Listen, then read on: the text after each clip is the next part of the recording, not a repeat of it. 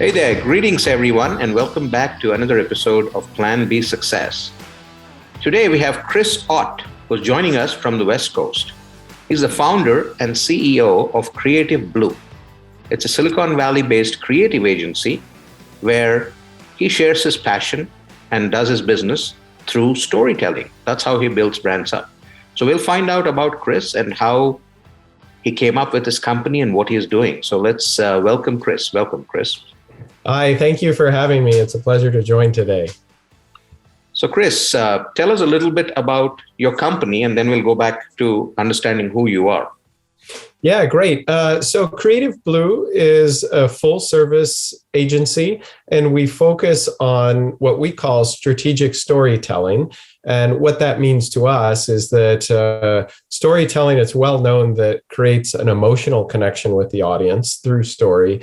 But we believe that it should have a strategy that's the fundamental point of driving outcomes. And so everything that we do is on the premise of strategic storytelling. We work with clients to help them tell their brand story and help them to drive change. We work with companies everywhere from early phase startups all the way to Fortune 500 top companies in the world. So that's pretty much what we do. And how long have you been doing this? We've been in business for 7 years, and it's been quite a growth trajectory.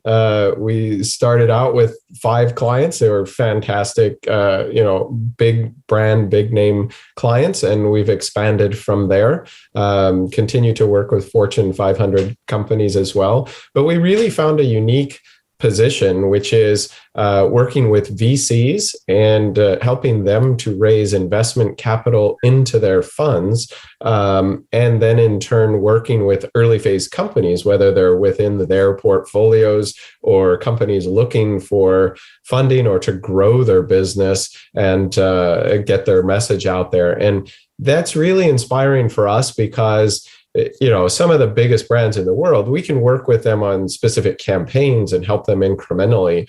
But with the early phase companies, we can really move the needle. And it's exciting for us because the kinds of companies we work with are just innovative technologies, whether it's AI technology for early detection of breast cancer to eliminate breast cancer, or protein degradation for crops to help feed the world, or autonomous flight. I mean, the list goes on, but it's really inspiring. And I think of my daughter's at UCLA, and I think about her future, and the world's going to be a very different place in 5 years from now, and just excited. And that really gives me optimism in our whole team for what we do and how we can make an impact on the world. Awesome. So tell us a little bit about yourself, your background, how did you get to where you are today?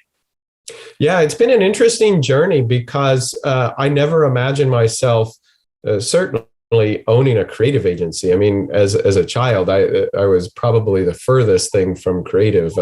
My older brother was really just a prodigy when it came to doing oil painting at 4 years old and things like that. I just never had any kind of talent as far as artistic ability. But I really excelled at, I loved competing and I loved sports. And I wasn't really good at most sports, but I found cycling, and it just was a natural fit for me. I just loved the whole dynamic of cycling, aspired to be and become a professional cyclist. I raced for 8 years and got some incredible opportunities on the world stage and things like that. I always wanted to do the Tour de France, but it's such a competitive environment and so forth. And so, along the path, I think as a kid, you realize, and as you're becoming an adult, the world is full of possibilities and potential. And then you suddenly find the reality, like you're not superhuman, or you're not a superhero, and it causes you to pivot a little bit. And so I ended up having some injuries in cycling and forced me to kind of stop the path that I was on. So I started as an entrepreneurial experience with opening a chain of bicycle retail stores and doing some other businesses like that. And that was fascinating for me. But I had this dream I was going to get people into cycling, and that was kind of my path. But along the way, things change. And really, like to the topic that you described with Plan B, it's like kind of finding that journey and pivoting to the things that you enjoy.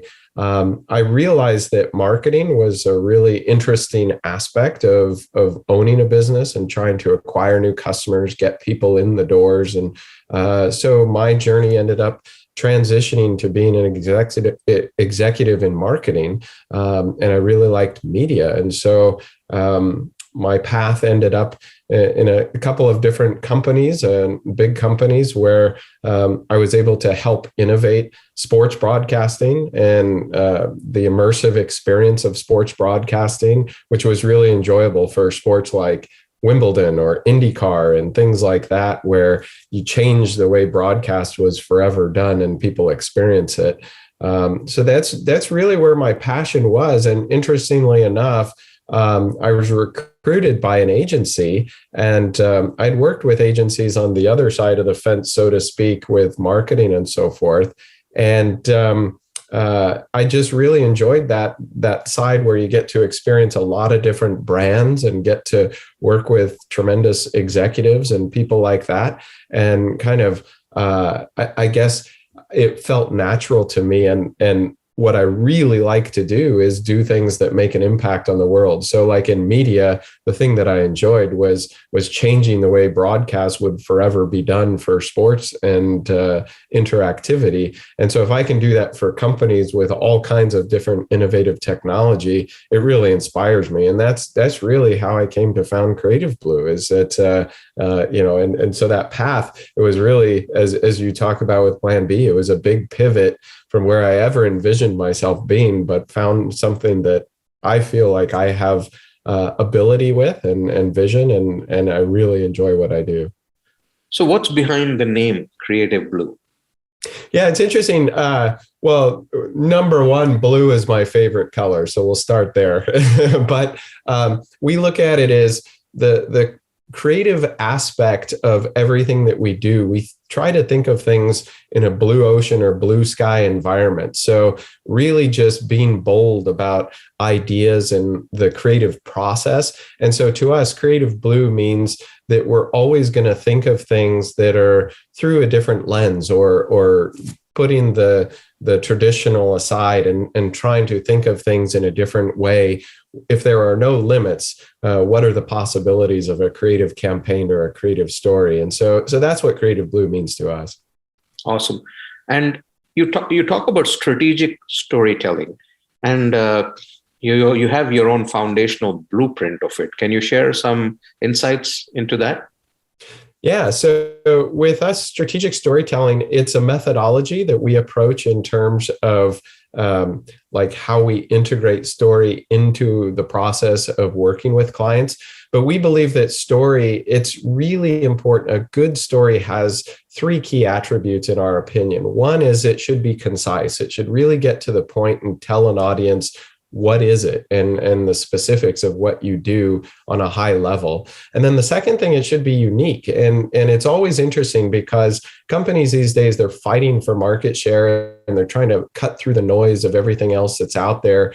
Consumers are inundated by billboards and advertisements and digital and media and all these different things. Their attention is really across the board. And so to try to help a company position themselves as something that's very unique is challenging, and companies struggle with that. And so we believe that having a story that's unique and really describes the unfair advantage, so to speak, is really important. And the third thing is it should be effective. So we always look for outcomes. I mean, we actually measure ourselves and our success on, did we achieve the goal for our clients? It's not about winning design awards. I mean, obviously we have world-class designers and we can win design awards, but that's not what gets us up in the morning and gets us excited. It's about building an effective story that's going to ultimately accomplish goals. So that's all part of the process.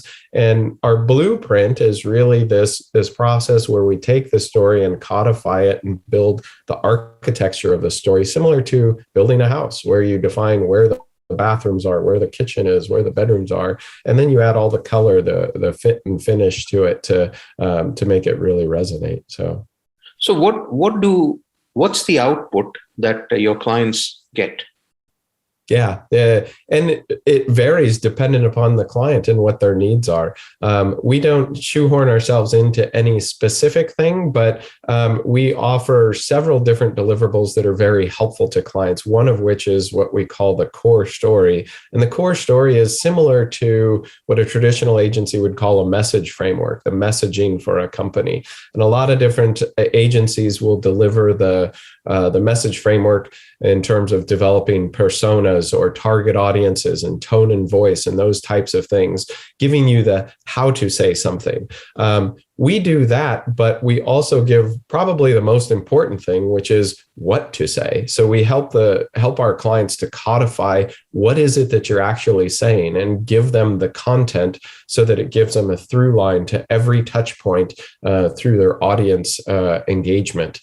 And so the deliverables can look like the tool that we call the message playbook for the core story, which gives them these digestible components of content.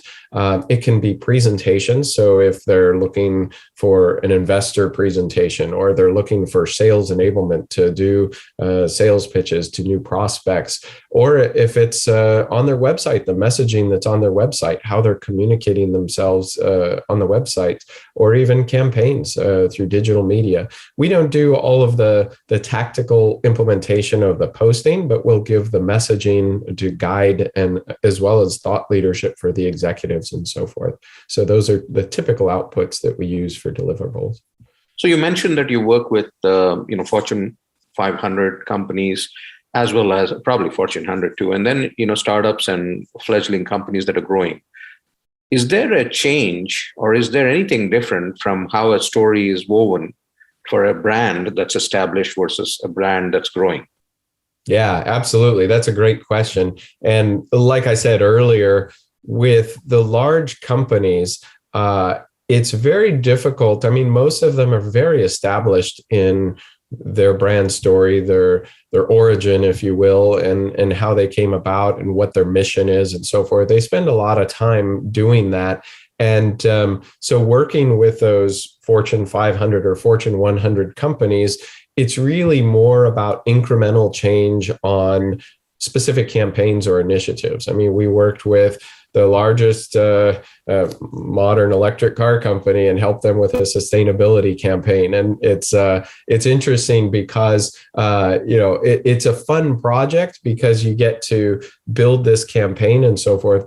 But what we find is that with these early phase companies, they're really challenged because they come up with a technology that's innovative, that they're trying to change the world with, but they don't necessarily have the resources to really define or the wherewithal to define the mission and the vision of that. They have ideas, and what we do is we really help bring that out of them. And so codifying that story really makes a big difference in terms of their brand positioning, what they stand for, and where they are in the marketplace. And that's enjoyable for us, for sure. So how do you pitch yourself to your clients or to your prospects? Yeah, that's great. The interesting thing, good or bad, is that we haven't had to advertise. I mean, we've never advertised Creative Blue, and we started with relationships that I had and engagements that people came to us for very specific needs. And I think what has happened is that we've really just developed this network of referrals and recommendations for the level of our work. And I think it speaks to a couple of things. One, it speaks to the fact that companies are searching for talent. I mean, talent is hard to find in this environment, certainly. And when they find people or resources that have very specific skill sets that can drive their business, they really gravitate towards it. And then, of course, when that word gets out, it's a small world in the Silicon Valley, and especially amongst high-level executives. And so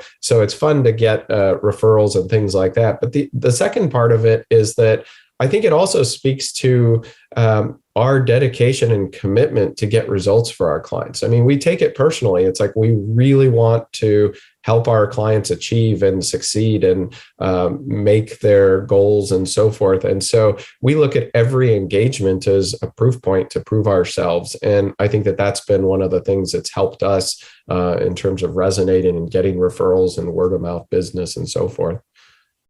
One of the things, and you tell me from your experience, what I believe is when a company is founded, or for that matter, when a person is thinking of something, there's already a set idea in their head as to what that story is.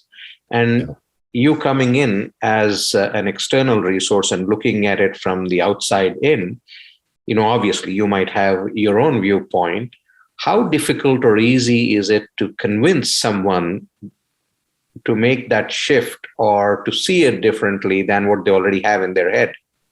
Yeah, well, fortunately, people come to us for that specific reason. So, we don't end up spending a ton of time trying to convince them that they should tell it a different way. Usually what happens is it's the other way around. It's like they're starving for a different perspective because of the fact that their ideas, although they're grounded in their perspectives and how they see their company going, they need help to get to the next level, whether it's getting funding or growing their business. And they've kind of come to a stalemate in terms of how far they can take it without external perspectives. So, we do a little bit of discussion about the reason for storytelling and why that's important. But for the most part, it's interesting because we like to take the ideas that a founder or entrepreneur has, because they have great ideas and it's their company and their passion and so forth. But we try to help them to see the bigger picture of what is the impact. And I'll give you an example of this is that, most of the founders, because in the Silicon Valley specifically, when you're talking about a technology company, whether it's AI technology and supply chain management or whatever it is, the entrepreneur is very well ingrained in the technology and how the technology works. And so they immediately default and want to talk about that. They want to talk about how the technology works and the technical specifications, the features, functionality, and all of that. And what we try to do is elevate that and say, yes, we're going to utilize those elements as your secret sauce and your competitive advantage. But we want to really talk about what is the impact that your technology is going to make. And how is that going to improve lives? How is that going to improve business and all of these kinds of things? And that's really how we get to where we do with the stories that we do. And that's really, it's embraced by a lot of the executives that we work with because of the fact that it gets results. I mean, that's what resonates with people is what does your technology do for us? I mean, how does it really move us forward? So that's an element that we really focus on. So when dealing with VC firms, for instance, and creating their compelling story, is that any different from any other business?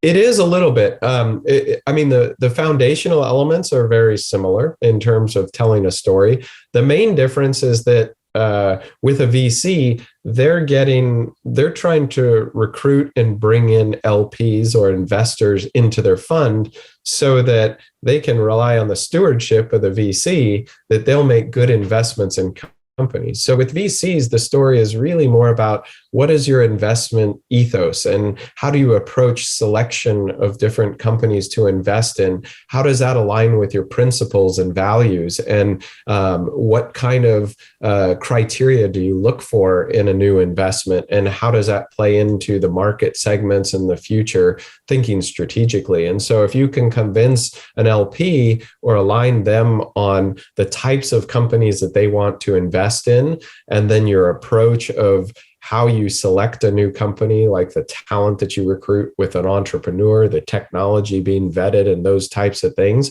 then an LP is going to feel much better about their money being put into these investment funds. So it is, in answer to your question, I mean, there's many similarities that apply in terms of the storytelling and that side of it, but there is a departure in terms of it's really about the stewardship and aligning them on the ethos of investing as opposed to the business fundamentals of a company. So. And your relationship with your clients, is it limited to architecting that story for the brand, or does it continue as the brand continues to evolve as well? Yeah, that's a great question. Our relationship extends. We have two engagement models. We have a model where we do a project-based focus for a very specific scope. But then we also have a retainer model where we work with clients ongoing. So we do very specific things like thought leadership for executives, helping them to frame their messaging and their platform so that they can continue to talk ongoing as their company evolves. Because a lot of these companies, it's exciting. I mean, we're working with one company right now that we were involved in the very early stage of them getting funding and helping to build their brand and build their business. And now they're in a process of an acquisition where they're being acquired and for a big exit. And the opportunity there is that company can live beyond by being acquired. Their technology is going to be in hospitals all across the country and going to save lives. And to us, that's really rewarding to see because it's a throughput of not just helping them at the beginning, but to your point, staying with them along the journey. And so we have a very high retention rate because of the fact that we can not only help them position their brand initially for exposure and scalability, but we can be with them along the way through their growth phase. And why that's important is because a lot of times companies start out with investment dollars on a specific product or a specific service that they get revenue from, and they demonstrate the traction. And then beyond there, the next phase is demonstrating scalability. And so we help them with that transition from, okay, first we demonstrated traction. Now we're demonstrating how this scales on a global level. And so that's how we stay along with them in the partnership. So what's new for 2022? Do you see yourself as a creative agency? Do you also see yourself as a PR agency in any way?